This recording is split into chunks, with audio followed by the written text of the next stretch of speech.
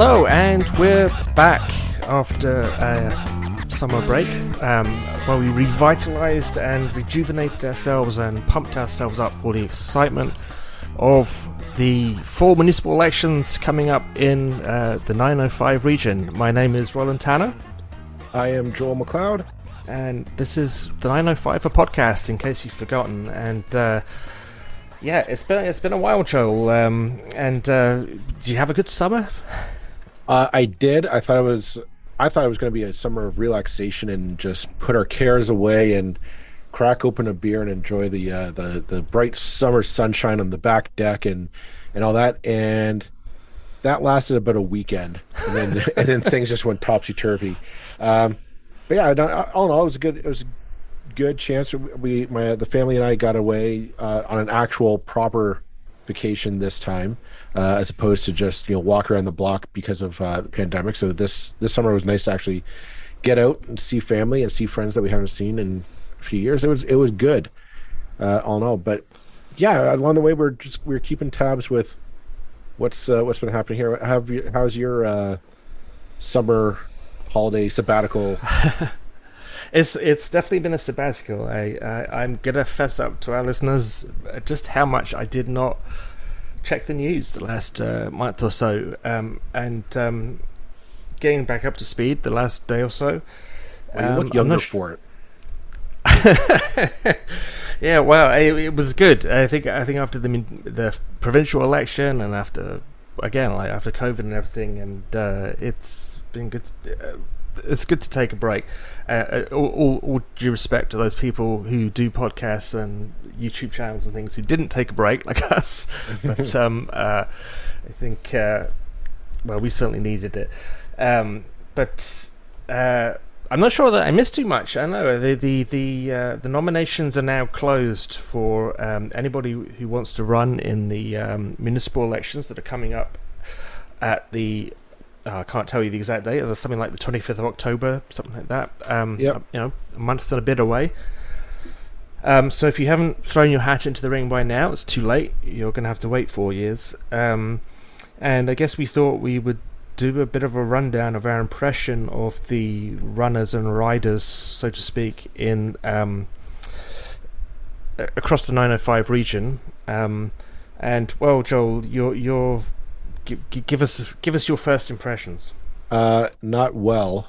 I'm a little underwhelmed, I'll be honest, with when I'm look at the slate of candidates across the board. Now, primarily, I'll admit I'm looking at the mayoral races because those are the ones that draw attention really at a provincial level to the various municipalities here in the region, because that person's going to presumably speak for the city. Possibly for issues in the region, and should set the tone for their city's development over the next 4 years. And I'll be honest, there's a few races that I was expecting to be, oh my, that's going to be a real nail biter, one to watch. I want to see what happens there. Those didn't materialize. I'll be honest. I'm right now. I'm talking about Hamilton. I thought Hamilton would have a real barn burner of an election. I thought that was going to be the municipality that was going to be just, let's burn it all down and rebuild a new culture at City Hall, a change culture, a culture that's going to embrace the future and the possibilities that come with that. And I'll be honest, listeners, I don't think we're getting that in this election. I know everyone here is listening to me and saying, but Joel, Andrea's running. And we got Andrea running for mayor. And her election kind of dropped with a thud. A big criticism, and I have to say I do agree, is we don't know what she's running on. For a provincial party leader, a leader of the opposition for the last term, a leader of the party, of a provincial party for the last over a decade, you think she'd have a few ideas of exactly what the issues facing Hamilton are and what her solutions for those ideas would be. We haven't seen anything yet. I'm hoping we will, and I would invite her onto this podcast, and that is a blatant invite for her to come on to give us those ideas, because I think Hamilton is thirsty for ideas. They're thirsty for a new way of doing business, doing politics in that city. And I'm not seeing that from her. I'm also not necessarily seeing it from. I'm definitely not seeing it from Bob Bertina, for the certain. Keenan Loomis, who's the third candidate. So there's some things I'm intrigued by, but I'm not. It's nothing that's really caught fire with me to say, oh, I'm jumping on that bandwagon to back him. And all in all, I don't see that rich, hearty debate that I was hoping for really materializing in Hamilton. I think there's going to be a lot of people going to be asking serious questions about things like how is LRT going to progress in the city? How is transit going to further develop? What are we going to do about infill to revitalize the downtown, bring businesses and families and places to work and all that, those things that make a city to Hamilton? I haven't seen anybody really making a big splash with those big ideas that people wait. I want to listen to that. And I mean, I guess we can say, it's still early. People are coming back from their summer vacations. The problem with saying that, though, is I feel with municipal elections, I know my feeling was when I ran unsuccessfully. So, what do I know? I always like to emphasize that I lost. I felt that every day that I wasn't hammering a message was a day wasted. And it seems like we have candidates running, big experienced candidates running, who are not even bothering trying to communicate yet. I just took a look at Andrea Horvath's website. Nice color scheme, nice picture. Says, join Andrea for Hamilton. Join our campaign today. Please put your name, address. I want a lawn sign. I want to volunteer. Make a donation. $25, $250. There's only one other page, which is a message from Andrea, which is about 150 words saying, I'm running, I want to run, I want to be a mayor for all Hamiltonians. What does that even mean? I mean, like, I'm not a huge fan of Fred Eisenberger. I wouldn't say he wasn't a mayor for all Hamiltonians. He was just a boring mayor for all Hamiltonians. Every mayor running says they're going to be a mayor for all fill-in community here. And no one's ever run on I'm going to be a mayor for only the 25%, or the 1%. Right. No one says that. I mean, it's just empty words. And it's like, seriously, you're meant to be the big kahuna, so to speak, coming in to hit this thing out of the park. And she probably will hit it out of the park. But I mean, I will say for Keenan, as he got out the gate early, and he's been working his ass off, getting a message out, and I have a sense of who Keenan Loomis is and what he stands for, because he has actually been trying to kind of get his message out to the media or through the media. It's like, it's kind of insulting, Andrea. Come on, up your game. Well, not only that, but let's leave Hamilton for a moment and travel to other parts of the 905. The other big leader that was decided that provincial politics wasn't their game anymore, but now the municipal level is of course Stephen Del Duca, former Ontario Liberal Party leader, decided, I lost. Not only did I lose my seat or my opportunity at winning a seat, but I quit my job as Ontario Party leader. I'm not going to try and apply for the mayor of Vaughan. Okay, his Twitter feed, only since announcing, has only had like 2 tweets, and only one of them was about his platform, and I'm using air quotes here very liberally. Basically, you go to his website, stephendelduca.ca. He's got anti-gridlock guarantee. Seems to be the only policy platform that he's got so far, and a lot of his promises. Working with the federal government and freight rail companies CN and CP to widen Highway 7 to Woodbridge and connect Langstaff Avenue. Number 2, moving truck traffic from Highway 7 to Highway 407 by working with regional mayors and other levels of government on agreement to subsidize their tolls. That'd be a huge one, and I don't think not only does Vaughan or anyone else not have the budget to do that. It's it's a completely like I just said, it's like they go bankrupt on that alone. If Vaughn's going to bankroll every truck that's driving driving that stretch, these are things that are at a provincial level. This is what you would do as a honestly as a premier or a minister of transportation or of municipal affairs to work at doing something like this. Like this isn't, and quite frankly, an anti-gridlock guarantee. Like, come on, like really, you alone, mayor, is going to fix gridlock in the 905 in Vaughan, one of the most connected municipalities in the 905. You're gonna solve the gridlock issue. That's just, you're just talking smoke out your patoot there. Yeah, so I mean, I'll give him +1 point for having a policy and -5 points for those policies all being other levels of government's responsibility. Right. Exactly. And for kind of missing the point that the mayor of Vaughan cannot do any of those things, cannot do it on his own, cannot do it without the support of his councillors. And, if Dalton McGuinty couldn't get the 407 sorted out, and Stephen Del Duca as mayor of Vaughan sure as shit isn't going to...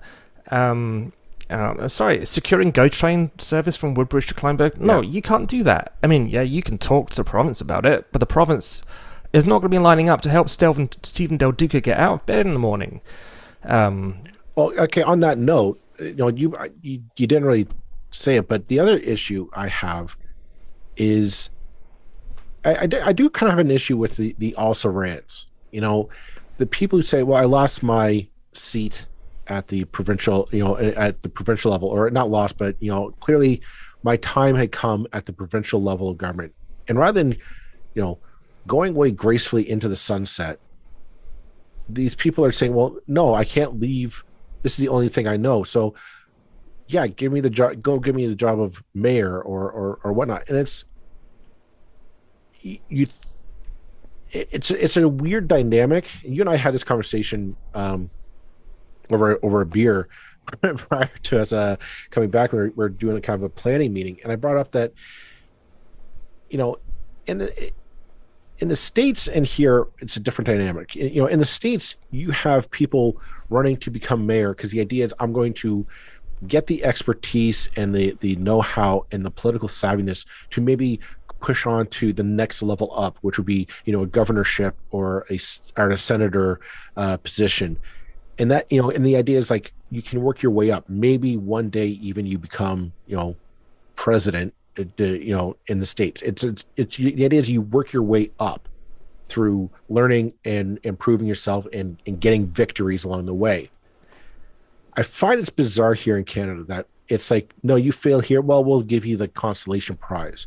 And that's what the regional, the regional races here, the municipal races here, are turning into. It's like they're consolation prizes for failed politicians, and that bothers me because I'm like, what are you going to do in a mayorship position or a ward councillor position that you couldn't do at the provincial level, which you and I have both discussed has far more power than any municipal politician ever does in this province. Yeah, I mean, and well, what I see with all this, and this is all the candidates. I have not seen any candidate who is an exception to this rule yet.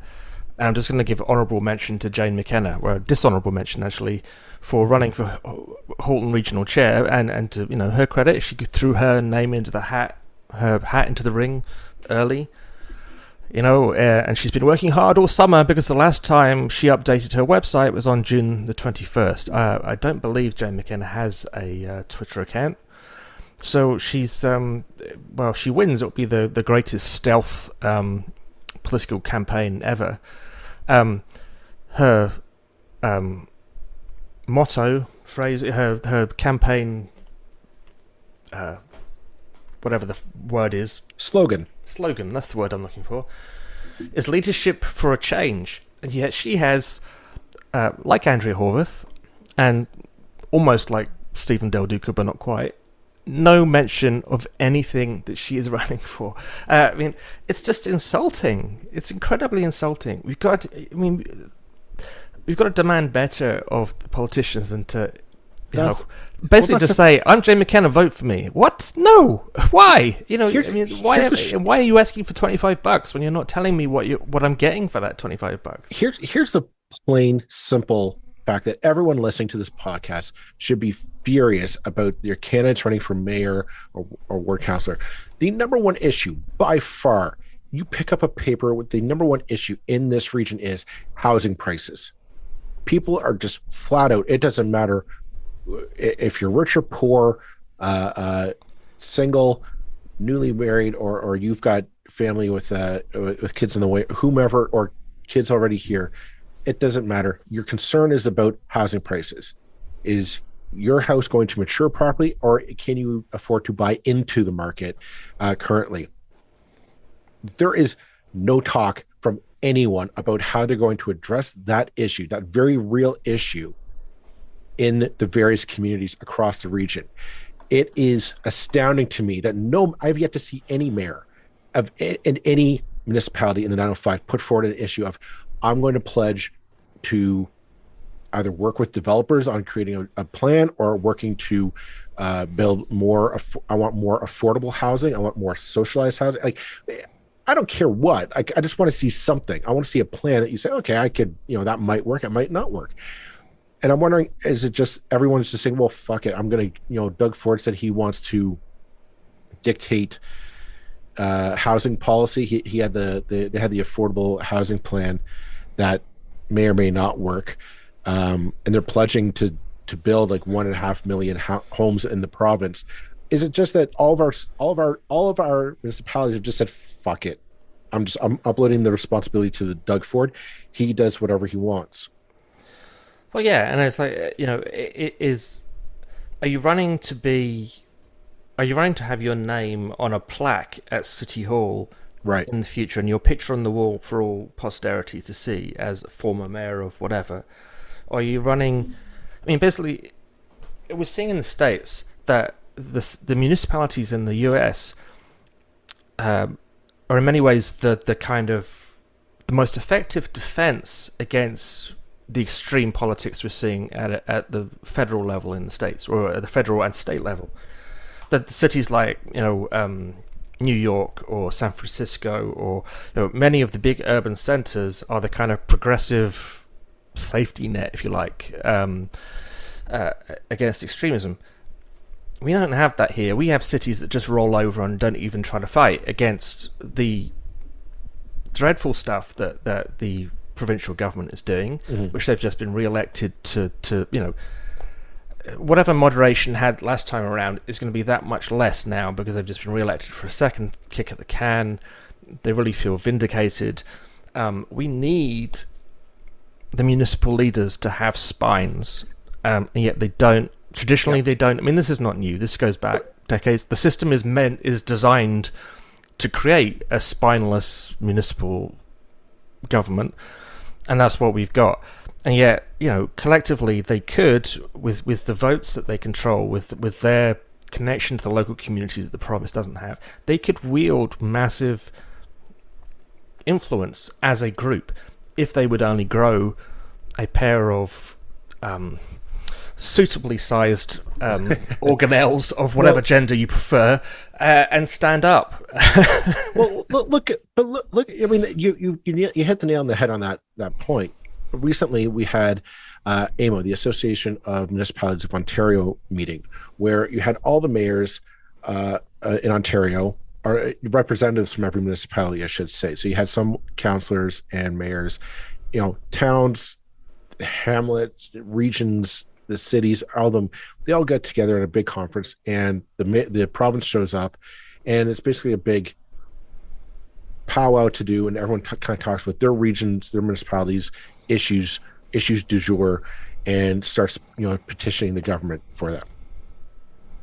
We have it was kind of sickening, the number of smile and shaking hands with the ministers and the premier in the province. And I understand you want to look good, and you want to, we're all getting along, except for the fact that a lot of municipalities have real issues with the development policies of this government. Um, it's something to say. Yeah, let's shake hands and let's be polite, and we're all working to get together now. Yeah, except this government, I don't think gives a rat's ass about what you say. It will throw out whatever plan that your municipality puts forward if it doesn't meet its arbitrary numbers and criteria. They will, like we saw in the past a few months ago. The here in Burlington, Mayor Marianne Mead Ward was all very chummy. She did a whole press conference outside of City Hall where she was praising the Ford government for moving the intensification center, the growth intensification hub, from the downtown core out to where the GO train stations are. Great, wonderful. She got this big victory, and she was clapping and cheering. And, we're going to finally take control of our destiny. Only to find out, she didn't read the dotted line or the fine print, sorry, and find out, all the developments that are on the books are grandfathered in. So what she really wanted was the power to say to these developers, no, we can shut this down. Find out, no, this government said, yeah, we'll give you what you want, but not really. And that's what this government's going to do. This government's going to come back to a lot of these municipalities who say, no, we want to develop on our own, the maybe put in some of that mixed density or whatever have you. This government's not going to care about it. And you're rolling over back. You're right. You're rolling over backwards to get a photo op, or because you're hoping that somewhere down the road you're going to get a favor that you can cash in. And I don't think that favor is going to happen. Or if it does, it's going to be with a lot of a lot of baggage and a lot of and alsos attached to it. It's a divide and rule system, and by the way, I mean Burlington's big concession, which was a concession, as I understand it, that's still not written in. That's still not confirmed and written in ink, right, and signed, sealed, and delivered. And the election's over now. The PCs have a new MPP in Burlington. I'm not sure anybody knows who she is, but she was elected. And they probably don't give a damn anymore. So, we'll see. And the Minister of Municipal Affairs may have changed. I don't know. I hope that concession is delivered, and let's hope it is. But there's many a slip between cup and lip, and as the phrase goes, it's a divide and rule system. We saw that with the whole ministerial zoning order thing. That everybody agrees that the overuse of ministerial zoning orders is a terrible idea, and basically rides roughshod over municipal powers. And yet, for each individual city, they have that one thing where an MZO comes in really handy, and they will go and petition the government. Oh well, yeah, we hate MZOs, but just before you stop using them, can you sort out this little issue for us? Right. So they need to. Well, again, we're asking people to have vision, right? And they don't. And I get why that is, because votes come from very, very hyper local things, and it's like vision. For all the fact they'll put vision and leadership and words like that on their websites, that's not what actually gets them elected. It'll be some little local thing, But even by the standards of that, and I get, if I see another website that says strong leader or experience, I may just throw up into my Weetabix in the morning. Well, that's the thing. It's so boring. Well, you can't. There's no such thing as a strong mayor. No, you're all weak. Well, but okay. So on that note, I don't know. We were going to talk about the Ford government's strong mayor plan at a later point.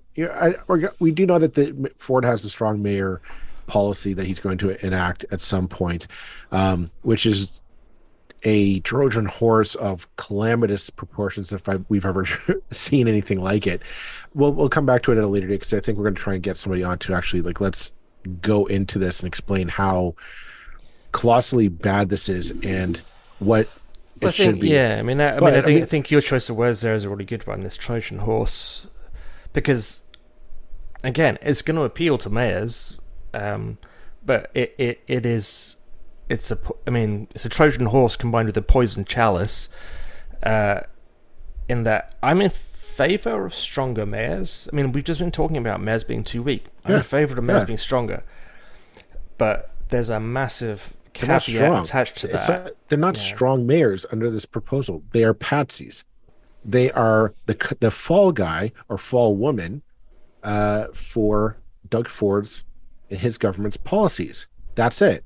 They need a government. They need somebody else to take the blame for when, oh, you're going to go veto a council decision, or a decision on development that doesn't hold in line with what for the Ford government would like to see happen.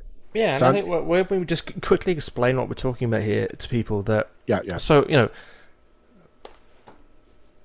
in terms of how the province describes municipal powers over planning, it's cities decide what happens with planning. It's entirely down to cities. They're in charge of planning, except where what happens in planning is contrary to provincial directives.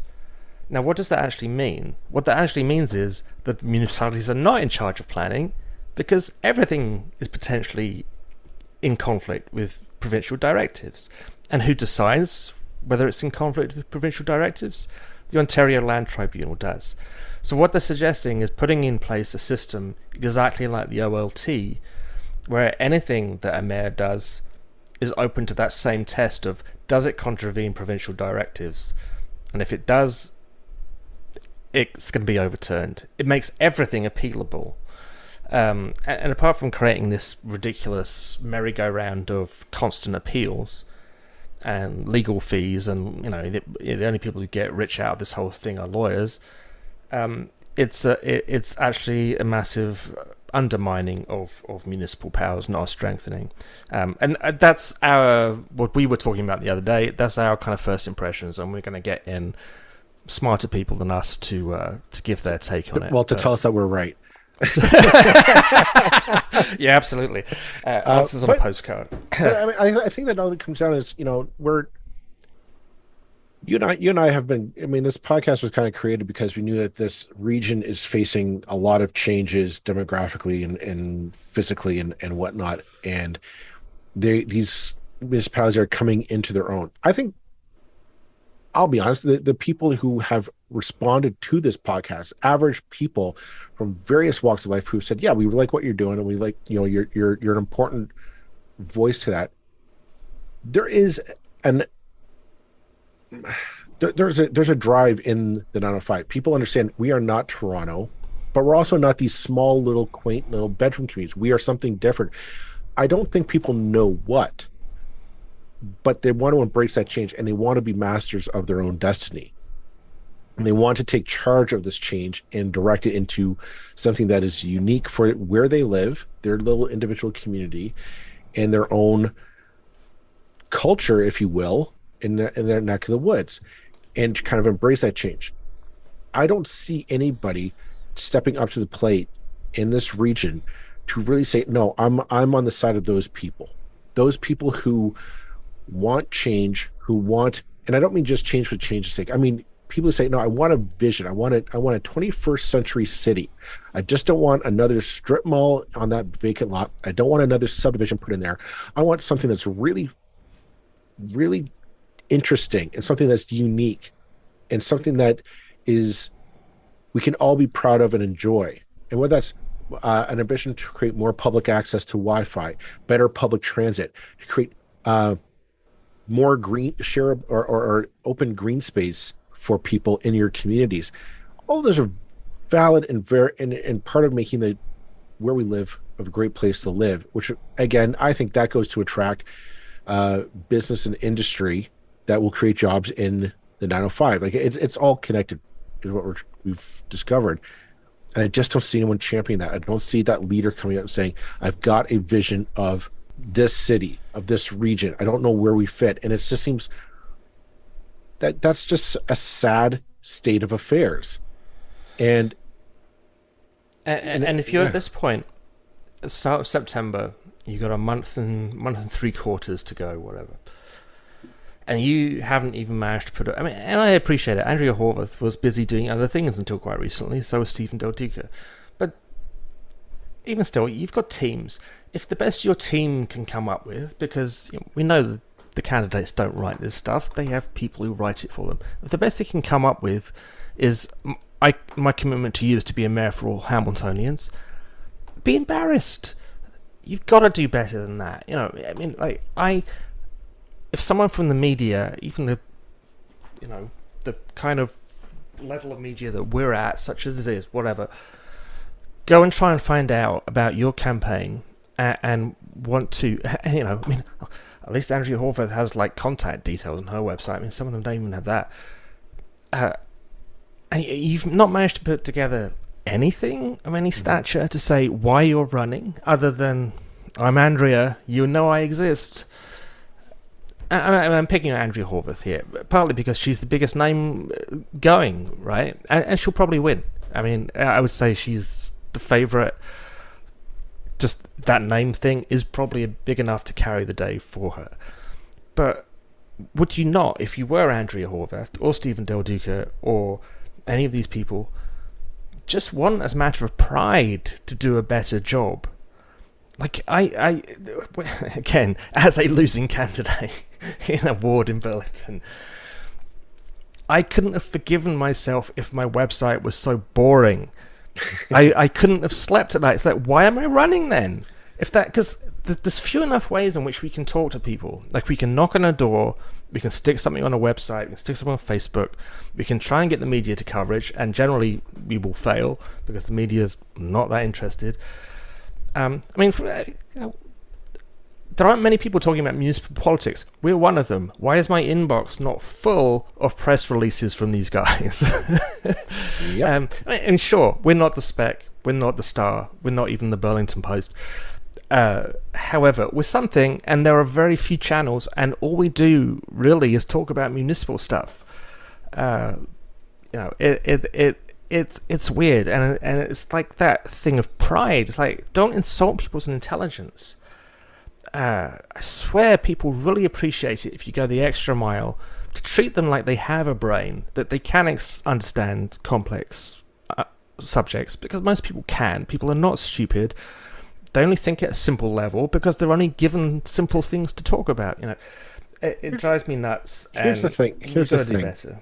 Here's the thing. We've in the last few years, everyone has seen, the truck convoys and the anger that's out there, and there's the absolute disregard for political niceties, or just good behavior all around, and the embracing of conspiracy theorists and what have you.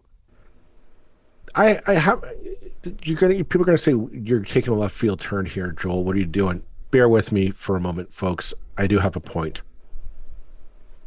This attitude is because nothing has worked for us for a good long time. I would argue it probably close to a generation. We have not been getting ahead. We don't have a sense of any kind of social accomplishments. We don't have any great milestones of social programs that we've instituted, or great achievements that we have. There's a sense nothing works. Everything is broken. We can't rely on private enterprise to help us out. I think we can all remember the Rogers outage that happened over the summer as a great example of that. And then we also look at, Bell Media, and they just seem to cock it up with firing Lisa LaFlemme and whatnot. And just things generally just stop. Nothing works, but nobody's held accountable for it. We turn to government to help us out, and stuff like this happens. We don't have a leader with a plan. We thought we were going to get a great champion with somebody like Justin Trudeau, who's going to come in, but let's be honest, his track record has been less than great, a tad mediocre. Many promises that were made to us, they did not come through. His opposition, the party in waiting is a conspiracy nut who wants to embrace the worst aspects of human culture or human existence. And we're supposed to say, well, he's the alternative. It's depressing. It is hard for people to say, well, where do I turn to for hope? We should be turning to our local communities. We should be turning to our neighbors, the places we live, as places to nurture and help us grow and to help us build something better. And we're not getting it. We look to our civic leaders, our leaders, and we're not getting the leadership that we want at all levels, municipal, provincial, federal. It's not there. And I know people are going to argue with me on this. I invite them to. I stand by what I said. It adds to the feeling we are on our own. That's it.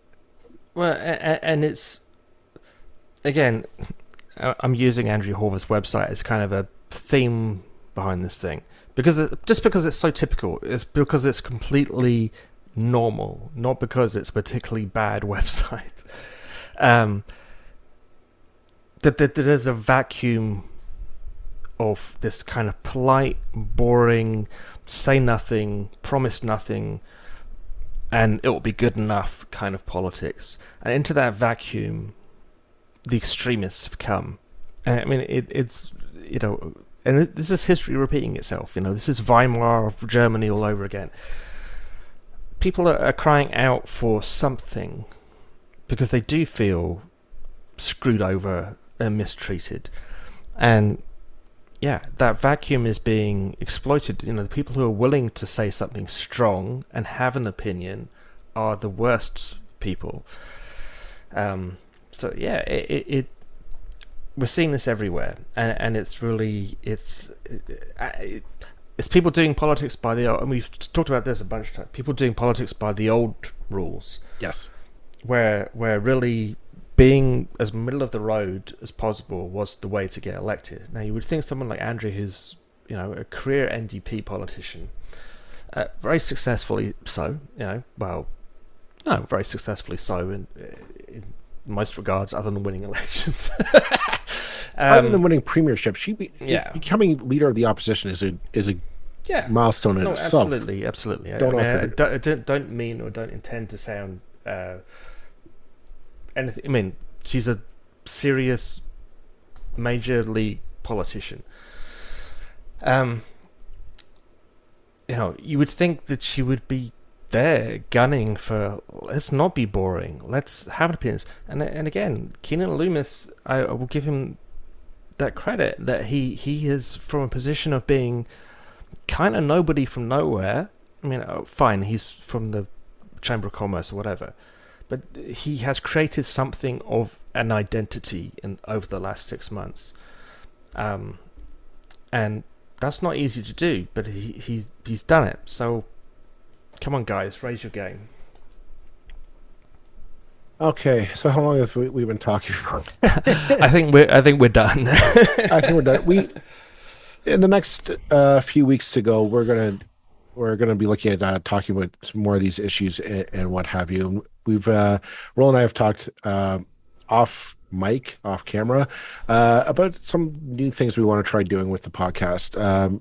Still talking about the issues that are important to us here, but we're looking to branch out, and we want to try talking to some new people. I also want to hear more from you folks. We get some good emails every now and again about issues or topics that you want to hear us talk about or well wishes. We'd like to hear more from you about what your perspective. Also, if you think we're dead wrong about any of this, let us know. I love reading those emails. I do. Yeah, I love and we've had some really good ones actually. And right before the summer break, we actually our very last episode caused quite a bit of feedback on and we totally encourage more of the same. You know, we're just two guys shooting our mouths off. We get that, well, certainly on the subject of education, which that episode kind of revolved around, I think there's lots of things we can learn and much deeper that we can dive into a whole range of issues. We will revisit that particular. The topic was on for those of you who might not have listened or know what we're talking about, the topic was on the de-streaming process in the Ontario school system, and apparently, according to quite a few people, we got it dead wrong. We're going to revisit that one. We've talked over. We're going to do it right next time. We're going to figure out a way to really do it right. But yeah, there's a lot of issues that we're going to be talking about the way that the 905 is unfolding, especially I think in the next 4 years. It's going to be how is this going to work out if we don't have mayors who are not willing to push back against some of the changes that are going to come down from Queen's Park, or demand changes, the necessary changes to give our municipalities the strength and power that they need to help shape their communities into what we need it to be, not what a small percentage, a small group of people at Queen's Park want it to be. Yeah. So on that note, I'm going to say thanks very much for listening. We're glad to be back. We're glad that you're still with us, and we look forward to bringing you the next episode. Bye-bye. Bye-bye.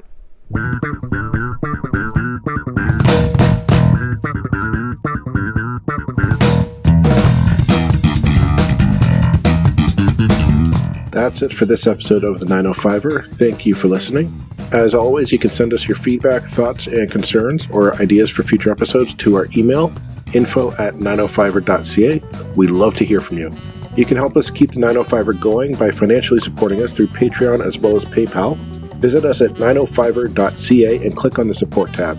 As well, links are in the show notes for your convenience.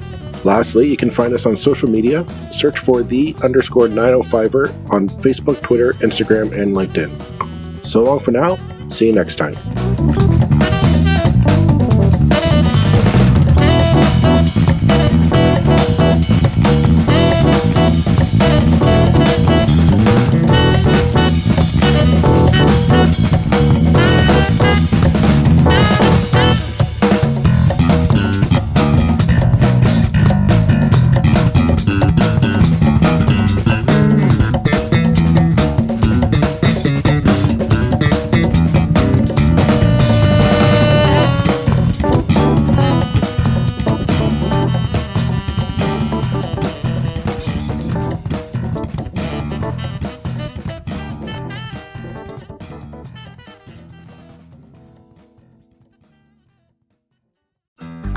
Looking to make the most out of this life and optimize your personal wellness? Then check out the Natural Man Podcast. Join me, host Mike C., as we explore all areas of human wellness, physical, mental, and emotional. Learn strategies to optimize your own well-being and be in the driver's seat of your own health. Remember, your doctor works for you. Learn biohacks, neurohacks, ways to improve sleep, and ways to optimize your body and your mind. Check us out on Apple, Spotify, the Fountain app, and at naturalmanpodcast.com.